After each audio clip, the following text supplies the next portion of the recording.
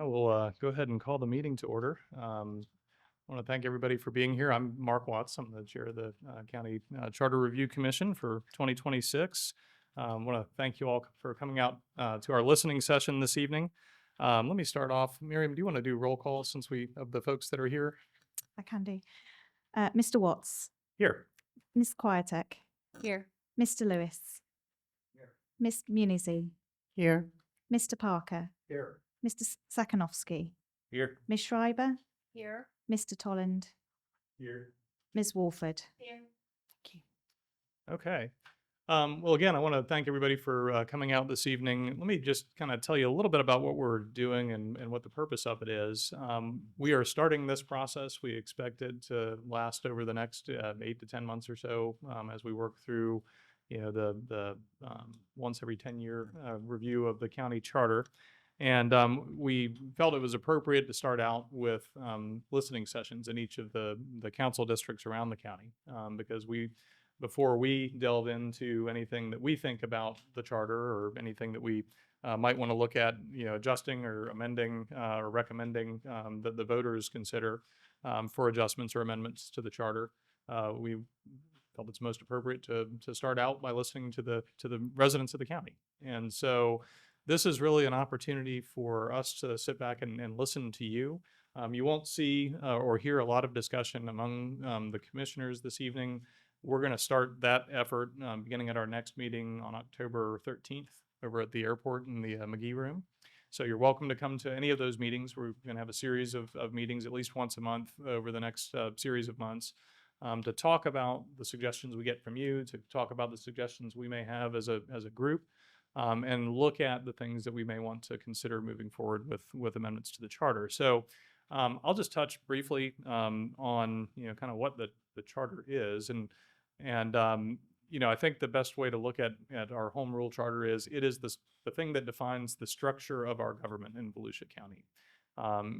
It doesn't act as a regulatory document. It really is the framework within which everything functions through the county. So we'd love to hear your thoughts and suggestions about how we should keep it the same or look at revisions and bring those forward for voter consideration. So with that, I'm going to go ahead and just open up. I've got looks like 3 speaker cards here. If you didn't fill one out and you decide you want to fill one out, they're right over here. If you'll fill those out and you can just bring it to me, and then I'll call you up when we get to your name. But I'm just going to give them or call out in the order that I've received them. So Joe Hanosh is our first one. And I will say at our first meeting, we did adopt rules of procedure. So public comments are 3 minutes. We've got a discretion as a group. If you've got more to say, we can give you a little bit more time on that. We so far haven't had long lines at some of these meetings. So we'll start your time when you start talking and go from there. Motion to extend time 3 more minutes. Let's see what you have to say, and we'll see what you get in 3 minutes. All right. No, thank you all for being here and listening. I appreciate that. I got like 5 things, so I'm going to try to go them real quick. Okay. All right. So for public landscaping on government property, so public property for the county level, we could go to have an amendment for native and or Florida friendly landscaping that cuts down on like water usage and pesticides and all that kind of stuff, and mowing and all that good stuff. Property tax going around the state is getting rid of property taxes. I think we should have in the our charter is 0.0 mils for the county. If not, then maybe have it say that you can't be raised higher than the rate of inflation. Changing to the county zoning or land use, I would say like we should not have the government picking winners and losers in that regard. It should be either keep it all the same, or the property owner could do whatever land use they want. So kind of one way or the other on that. All county elections to be nonpartisan. It's another one. I believe there's 5 right now, the constitutional officers, that if we could do it, put that on a ballot to make them nonpartisan if it's possible. Also, beach driving. Remove all county government prohibitions on beach driving. Wow, well, it's only half my time. I'll go for another 5. No, I'm kidding. You got time. Keep going. No, I'll just reiterate on some of these. Yeah, beach driving, obviously, whatever we could repeal on the county level from allowing more beach driving. Uh, do, do, do, do. Yeah, the land use stuff, it's, the government shouldn't be picking winners and losers in regards to what you could do on your own property. So either like when you move in and you got all environmental zone behind you, someone shouldn't be able just to come in and rezone it to a gas station or something. So just, very much in favor of, when you move in to a property or house, you have this expectation that the government sided, there could be houses all around you. There shouldn't be able to have a gas station, next year, just on the government whim. Yeah. Yeah, so I'll just talk again about, reiterate the, this 3 minutes is a long time, isn't it? It is, right? I'll just shut up. Thank you. All right, Mr. Hannes, thank you very much for your time and for coming out. All right. Next speaker is Robert Flaherty. Robert Flaherty, Deltona. Different day, same subject, sorry. I'm here to propose a charter amendment to establish a police review board in Volusia County. This proposal is about governance. It's about ensuring that our county's law enforcement agencies operate with transparency, accountability, and public trust. Right now, Volusia County lacks the independent mechanism to review complaints or investigate misconduct. That gap undermines confidence in our institutions and leaves citizens without recourse. Across the country, civilian review boards have proven effective. They reduce liability, improve community relations, and offer a structured way to address concerns before they escalate. Under Florida's Home Rule Authority, Volusia County has the power to create such a board. My proposal outlines a 9-member panel, diverse, independent, and community-rooted. It would have investigative powers, public reporting duties, and the ability to recommend disciplinary actions and policy reforms. It would be transparent, legally sound, and fiscally responsible. This isn't just about oversight, it's about trust. It's about giving citizens a voice and law enforcement a partner in reform. I urge this commission to recommend placing this amendment on the 2026 ballot. Let the voters decide whether they want this tool for accountability. Thank you for your time and service. I yield. Thank you very much. I think, if I remember correctly, it was 367 words. Was that 385. 385? All right. So The number, not the words themselves. very good. Well, we appreciate you coming back out and sharing it with us again this evening. So, Donna Craig, our next speaker. Good evening. Hi there. I have a few points I wanted to discuss. One has to do with, under section 202.2, it discusses the citizens' property rights, and that we want to prevent, according to paragraph 3 here, abuse of the environment. And I think things need to be beefed up to assure that we do a better job of that, because I think we're seeing the effects of not paying enough attention to the environmental effects of nature, basically. Under section 308.1, it discusses that the council shall provide properly indexed book with about legislative procedures, and I would like to bring up the fact that the local news coverage has fallen so far below anything that's truly adequate that we need to really put a serious push on not just putting it online, but bringing it to the public's attention that it's available, and not just with one of the legal notices that's in the paper. Really do a press release, make sure that it gets in the paper if at all possible, letting people know where they can go to see what's been changed and what the ramifications of it are. Under Article 9, Section 904, I'm curious as to know why we have nonpartisan elections. I kind of think that that does us a disfavor. I think it skews the way that elections go in a way that's probably not really fair. And then under Article 10, Section 1031, I was wondering about we're under appointment and removal. It doesn't mention if people can be reappointed. So once they're appointed, there's a method for getting rid of them. But I don't see anything about whether they can be reappointed or not. And if so, are there any limitations on that?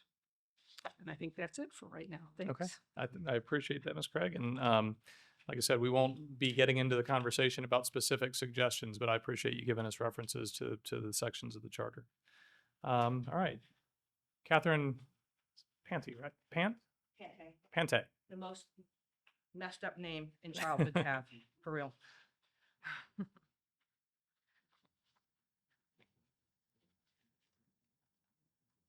My first is a rural boundary charter amendment with protection from annexation. So it's really about the two amendments. A mandatory, I'll wait till you finish writing. Got it. A mandatory east side of the county meeting under 306.2. Okay. No watering lawns with potable water.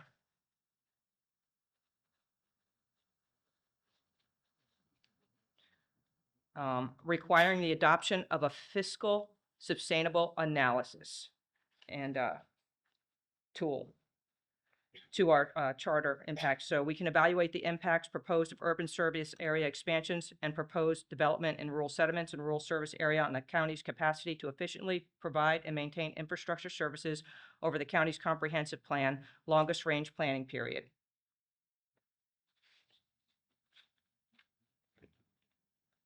Spring protections.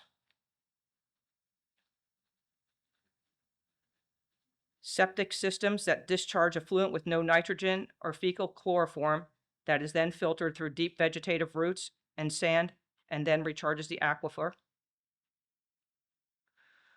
We need treated wastewater to be distributed upland areas, inland to be filtered through native vegetation and deep sand, then recharge the aquifer.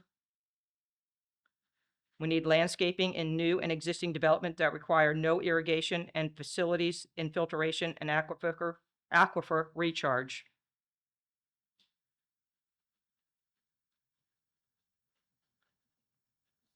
And no watering lawns with potable water.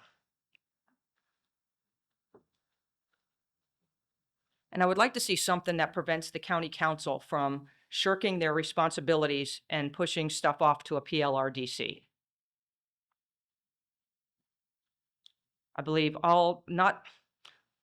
the majority, I think that all developments that are large developments, say maybe more than 3 structures on a piece of property, should have to go to council, as well as what they just did in Chapter 72. Those special exceptions, I feel that needs to be reversed.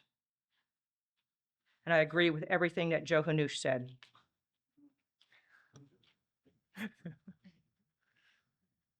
And I believe that's all I have for now. Okay. Thank you very much. I appreciate your time. Okay. Is there anybody else that's here that would like to speak? Those were the end of the speaker cards that I had. Anybody else that would like to come up and take a few moments? Okay.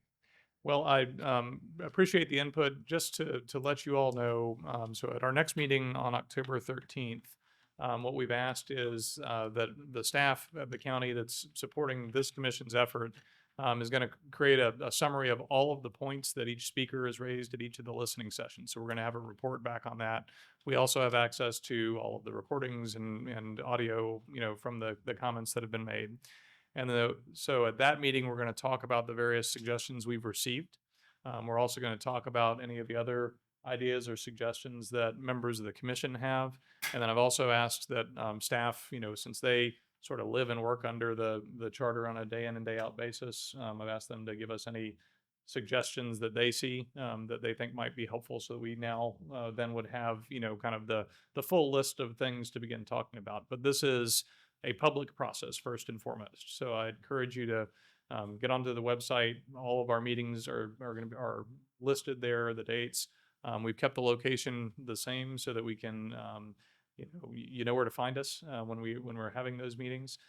We may, as we progress, end up doing some more of these listening sessions if we get into some particular issues that we want to get some additional public feedback on, and we're not necessarily seeing the attendance at our meetings. We may schedule some more of these as well. But I do appreciate everybody being here. I did neglect to say at the very beginning of this that the nature of our charter is that we have the ability to kind of create rules and create a structure as long as it doesn't violate anything that the state has reserved to itself. And so that is the one thing that you hear a lot about these days is preemption. And that's where the state kind of comes in and says, counties, you can't do that anymore. So that is something that our legal team over here from the county will be advising us on as we go through those discussions as well. Are we in an area that has been preempted one way or another? So encourage you to come back out. Yes, ma'am. May I add one more thing? You still have about a minute left, so come back up and just state your name one more time so that we've got it on the record. Catherine Pante. Thank you. Supermajority of the county commission to vote to dispose of or change use of county protected lands. Okay, very good. With that, I thank you all for being here. Staff, do you have anything that you need to share with us this evening, or are we otherwise good? No, sir. Thank you. Okay. Well, I think, again, members of the commission, thank you all I'd like for- to mention just one thing. Is it Yes. possible we can publicly state the email address? I know it's on our web page, but the email address where people can give input if they'd like to. Mr. Booker, can Yes, you put that out? email address is vccharterreview@volusia.org. Thank you. Yeah. And Mr. Booker and the rest of the county staff are doing a great job of kind of compiling anything else that may come in by email or through the website. So, Amy, thank you for reminding us of that. With that, I think that concludes our business for this evening. So I'll go ahead and adjourn the meeting. Thank you all.